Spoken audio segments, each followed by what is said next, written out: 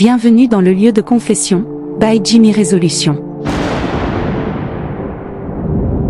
Ici, lorsque la pluie tombe et que le tonnerre gronde, les voix se libèrent. Les secrets enfouis refont surface.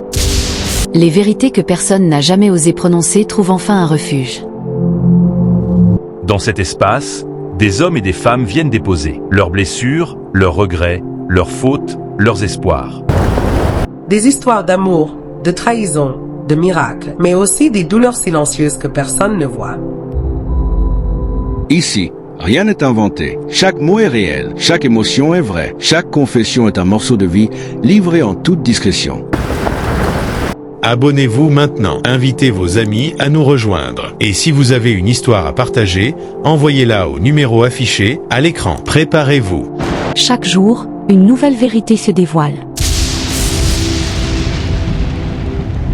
Bonsoir coach. Bonsoir à toute la communauté du lieu de confession. S'il vous plaît, publiez mon histoire en anonyme. Je n'ai pas la force d'assumer les regards. Mais j'ai besoin de vider mon cœur. Parce que ce que j'ai découvert m'a brisé d'une façon que je n'aurais jamais imaginée. Je suis un jeune homme de 22 ans. Je vis au Burkina Faso. Et aujourd'hui, j'ai l'impression d'avoir vieilli de 10 ans en quelques minutes. J'ai rencontré X quand j'étais en classe de 5e. Dans un petit village non loin de Ouagadougou. À cette époque, tout était simple. Pas d'argent. Pas de calcul. Juste deux enfants qui s'aimaient.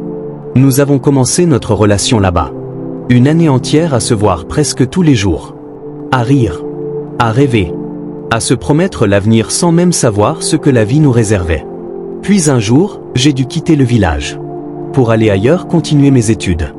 Mais malgré la distance, nous n'avons jamais coupé le contact. Pendant 3 longues années, nous ne nous sommes pas revus une seule fois. Mais nous nous appelions. Nous discutions. Nous faisions des projets. Je croyais sincèrement que c'était la femme de ma vie. Après mon examen du premier cycle, je suis parti la revoir. À ce moment-là, elle vivait à Ouaga.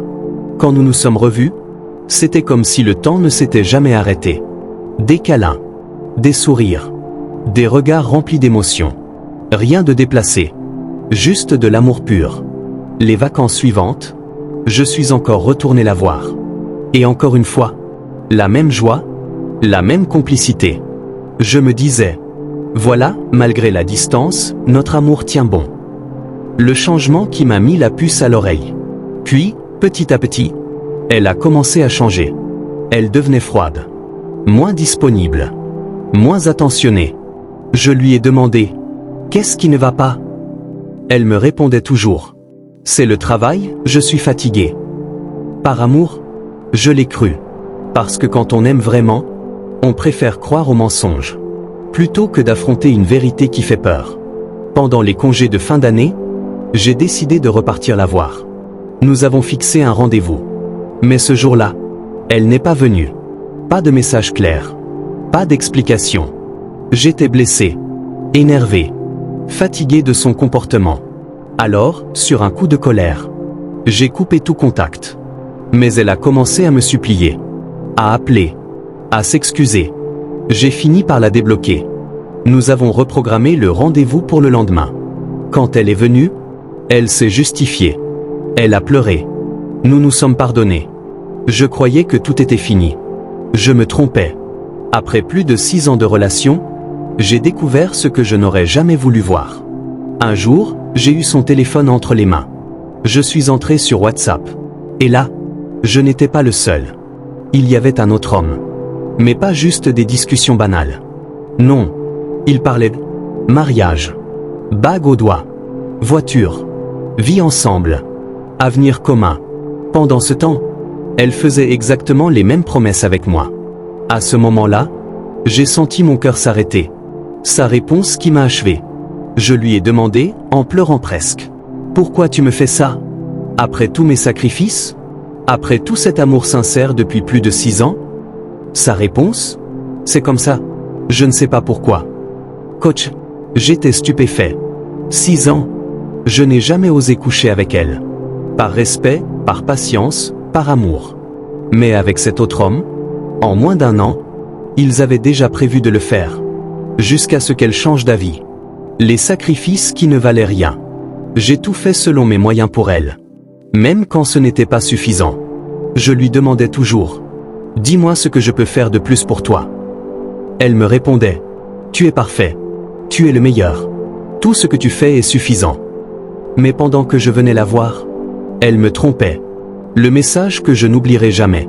Le pire, c'est que ce jour-là, quand elle est venue me voir, elle était en train de se réconcilier avec cet autre homme. J'avais son téléphone en main. Quand il a envoyé le message, elle lui écrivait « Je t'aimerai pour toujours ». Je manquais d'air. J'avais la tête qui tournait. Je me suis senti mourir. Aujourd'hui, je suis perdu. Aujourd'hui, elle l'a bloqué devant moi. Elle dit que c'est fini. Elle me supplie de la pardonner. Mais je dois préciser une chose importante.